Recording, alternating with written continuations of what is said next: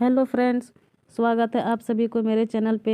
तो आज की हमारी कहानी का नाम है खाना। तो आइए कहानी को शुरू करते हैं।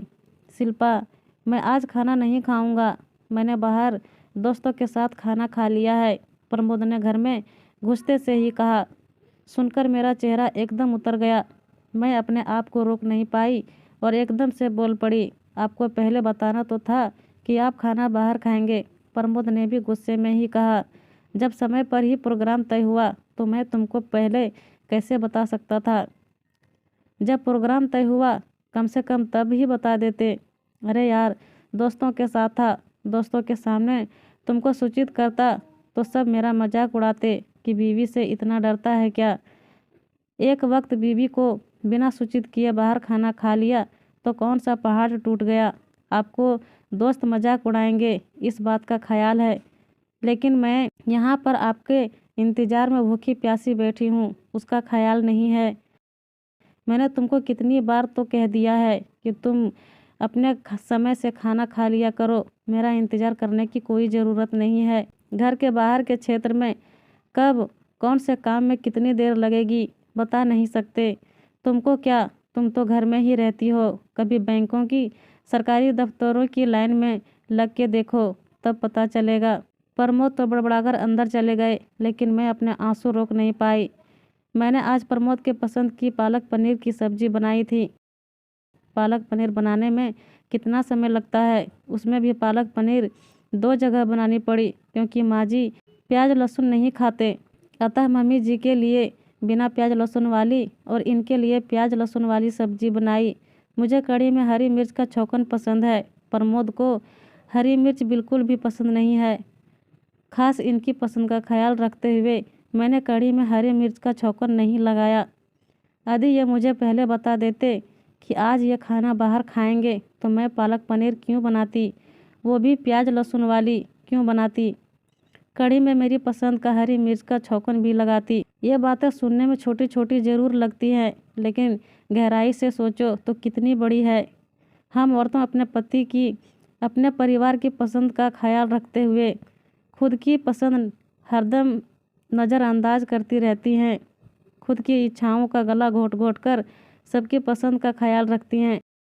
लेकिन प्रमोद को तो यही लगता है ना कि क्या हुआ, एक वक्त बिना बताए बाहर खाना खा लिया तो ऊपर से तुर्रा यह कि कितना खाता हूँ मैं, 2 ही रोटी ना, बचेगी तो काम वाली को दे देना। मैंने कभी गुस्सा किया कि तुम काम वाली को खाना क्यों दे रही हो, या किराना में इतना खर्च क्यों हो रहा है, फिर तुम मेरे पीछे क्यों पड़ी रहती हो।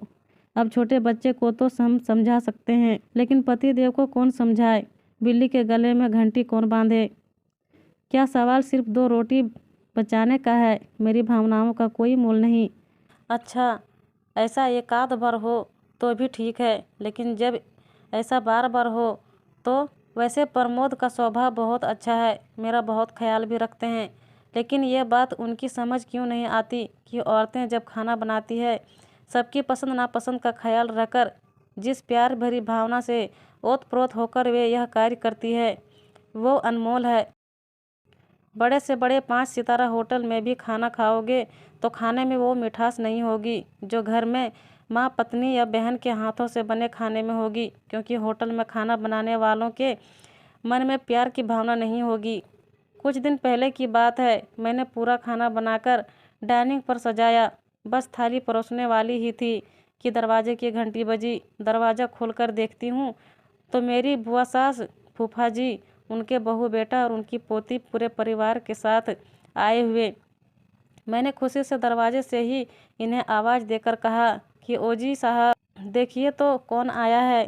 ये लोग 4-5 साल बाद हमारे यहाँ आए थे। सभी का स्वभाव भी बहुत ही अच्छा था, अतः खुशी होना स्वाभाविक ही था। मेहमानों को अंदर सहित बैठक में बैठाकर जैसे ही मैं पानी लाने के लिए किचन की तरफ मुड़ी तो दिमाग में बिजली चमकी। खाना तो पूरा बन गया था, अब इन लोगों के लिए अलग से पूरा खाना बनाना पड़ेगा। असल में उस दिन सुबह से ही मेरी तबीयत कुछ ठीक नहीं लग रही थी। सोचा था खाना खाकर थोड़ी देर आराम करूंगी, लेकिन अब फिर से खाना बनाना आने पहाड़ खोदने जैसा कठिन काम लग रहा था। मन में आया कि 5 लोगों के पास कुल मिलाकर साथ मोबाइल थे। यदि वे अपने आने की सूचना पहले दे देते तो मैं पहले से ही पूरा खाना एक साथ बना लेती। खाना तैयार रहता तो उन लोगों को भी खाने के लिए इंतज़ार नहीं करना पड़ता। मैं कुछ ज़्यादा डिश बना पाती, मैं उन लोगों को ज़्यादा वक्त दे पाती। लेकिन उन लोगों के मुताबिक वे हमें सरप्राइज़ देना चाहते थे। उन्हें पहले से सूचना देने पर जो ढेर सारे व्यंजनों का तामझाम किया जाता है वो नापसंद है। लेकिन मेहमानों की पहले ना बताने की सोच के कारण मुझे कितनी असुविधा हुई, इससे किसी को भी कोई लेना देना नहीं था। यही बात जब अकेले में मैंने इनसे कही तो ये नाराज़ हो गए। तुम तो बस एक बात को लेकर बैठती हो तो छोड़ती ही नहीं, बस पहले बताना तो था। अरे ये लोग इतने सालों बाद आए हैं, लेकिन तुम खुश क्यों होगी? तुम्हारे रिश्तेदार थोड़े ही हैं, तुम्हें तो खाना बनाना ही जान पर आता है ना। तुम भी मुझे पहले बता देती तो मैं मेरे रिश्तेदारों के लिए होटल से खाना मंगवा लेता। जब मैंने अपने मायके वालों को छोड़कर इन्हें और इनके परिवार को अपनाया तो क्या इनके रिश्तेदार मेरे रिश्तेदार नहीं हुए?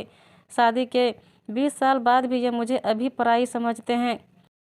यह सोचकर मेरी आंखों में आंसू आ गए तो ये और गुस्सा हो गए। अब इसमें रोने वाली क्या बात है? कुछ भी बोलो तो आंसू तो जैसे तैयार ही बैठे रहते हैं बाहर निकलने के लिए। अब आप ही बताइए, यदि मेरा हमसफ़र ही मुझे अपना नहीं समझेगा तो मैं और किसी से क्या अपेक्षा कर सकती हूँ?